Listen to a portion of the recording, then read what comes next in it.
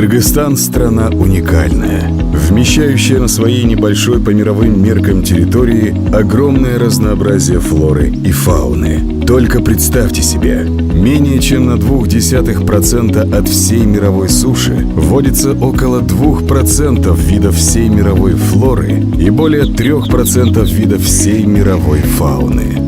В Кыргызстане водится около 27 тысяч видов животных, растений и насекомых. Причем среди них немало эндемиков, то есть растений и животных, которых можно встретить только на территории страны. Уникальность природы Кыргызстана признана мировым сообществом, доказательством чего является то, что многие международные организации включили целый ряд его территорий в свои природоохранные списки. Со своей стороны и страна предпринимает серьезные меры по сохранению своего природного богатства. Широко используется хорошо зарекомендовавший себя в мире способ защиты биоразнообразия. Это создание специальных, особо охраняемых природных территорий. В результате удается решать сразу несколько важных задач. Не только профессионально поддерживать естественные экосистемы, имеющие для страны особое значение, но также формировать условия для их полноценного воспроизводства и восстановления. В результате наших действий, можем сказать, выполнения поставленных задач правительством, мы дошли до 7,4% общей площади нашей территории, создали особо охраняемые природные территории. Но есть обязательство нашей страны создать до 2024 года до 10% от общей площади. И на это у нас тоже есть определенные планы. Знаете, я хотел бы, во-первых, сказать спасибо тем людям, которые работали в те времена при Советском Союзе, природоохранное ведомство, Госкомприрода оно было, разные, по-разному потом называлось. В то время именно создавались, именно Сарычелек создавался, другие наши заповедники, парки. Спасибо этим людям, что они на тот момент, увидев, что о необходимости сохранить данные леса, данное озеро горное, да, создали именно этот заповедник. Он был открыт в 1959 году, спустя 20 лет он вошел в состав ЮНЕСКО. В то же время мы работали с ПРООН, Кыргызстан, в Бишкеке, и с ними мы осуществили один проект, он сейчас до сих пор работает, это Западный Тянь-Шань, это по сохранению биоразнообразия, и это сейчас работа ведется, и с помощью именно тех денег Глобального экологического фонда были созданы парк Хантангли, Алатай и Ханачу. ПРООН проводил тендер, снабдили всем необходимым оборудованием, и в будущем мы сейчас планируем строительство кордонов на этих территориях. У нас есть результаты именно в животном мире есть, в которой мы работали, это непосредственно, это увеличение популяции архаров, горных козерогов, тех же барсов, которые сейчас мы видим уже практически везде по Кыргызстану. Это результат работы нашего департамента биоразнообразия. Можно похвастаться именно тем, что у нас появились бараны северца именно в Баткенской области, у нас появились именно моралы в Высокульской области, в Кемени. Появились. То, что появились барсы в Кемени, в Московском районе, даже в парке Алача, это говорит о том, что именно кормовая база тех хищных животных, она увеличилась. Сегодня мир приходит к пониманию того, что полноценное развитие человечества невозможно при деградации природы. От состояния биоразнообразия прямо или косвенно зависят практически все секторы государства и качество жизни населения. Недаром мировое сообщество основало перспективы своего развития на объединении глобальных усилий и приняло цели устойчивого развития. На сегодняшний день в Кыргызстане функционирует целая сеть особо охраняемых природных территорий, состоящая из 10 государственных природных заповедников, 13 государственных природных парков, 64 государственных заказников, многочисленных памятников природы, а также столичного ботанического сада имени Гореева и зоологического парка в городе Каракол. А началось все в далеком 1948 году, когда был организован самый первый государственный заповедник Иссык-Кульский, который занял площадь в 19 тысяч гектаров. С тех пор площадь особо охраняемых государством природных территорий значительно выросла. К настоящему моменту это почти 1,5 миллиона гектаров или 7,4% от всей площади страны. К 2024 году ожидается доведение этого показателя до 10%. для обеспечения экологической безопасности, охраны окружающей среды, рационального природопользования и сохранения биоразнообразия Кыргызстан интенсивно и плодотворно развивает международное сотрудничество.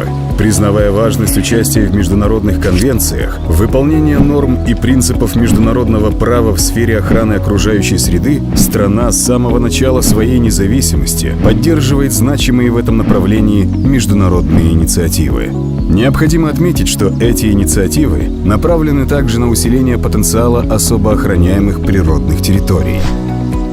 В экологическом календаре Кыргызстана 2019 год ознаменован важной датой. Сары-Челекскому заповеднику исполняется 60 лет.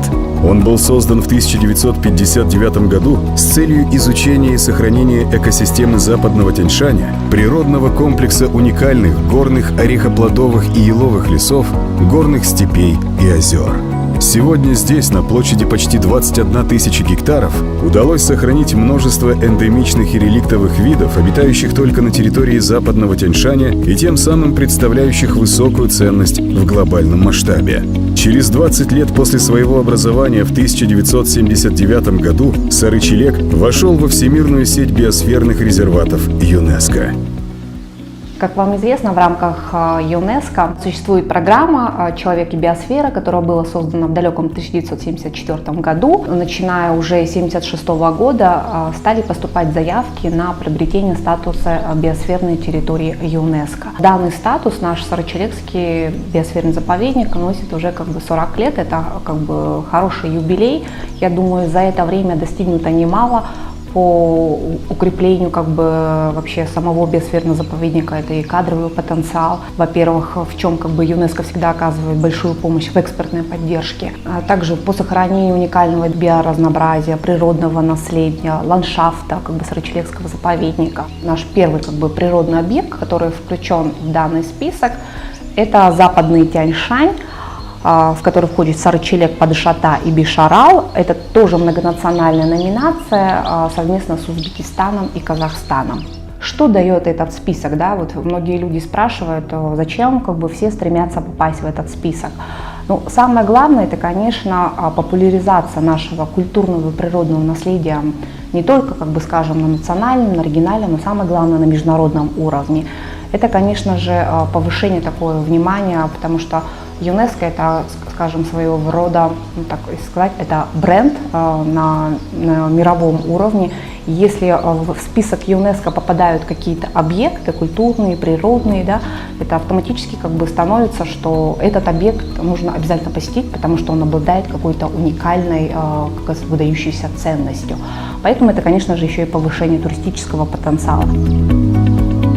Существенную роль в охране окружающей среды и сохранении биоразнообразия играют сотрудники и егери особо охраняемых природных территорий. За последнее время в ряды стражей природы начали активно вступать женщины-егери.